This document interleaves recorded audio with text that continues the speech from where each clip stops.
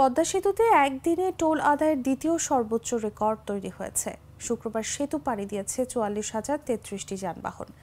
এতে টোল আদায় হয়েছে ৪,৮২,১৮,৬০০ টাকা, যা একদিনে টোল আদায়ের দ্বিতীয় সর্বোচ্চ রেকর্ড।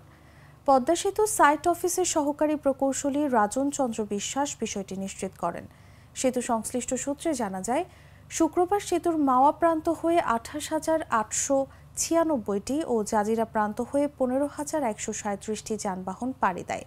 এতে সেতু রক্ষণাবেক্ষণের গাড়ি বাদে মাওয়া প্রান্তে ইটিসিএস ক্রেডিট সহ আয় হয় ২,৭৩,১৮,৫৭০ টাকা। জাজিরা প্রান্তে আয় হয় ২,৮,১৯,৩০০ টাকা। এর আগে পদ্মা সেতুর দ্বিতীয় সর্বোচ্চ টোল আদায় হয়েছিল গত বছরের ২৭ জুন। ওই দিন সেতু দিয়ে ৪৩,১৩৭টি যানবাহন পারাপার হয়।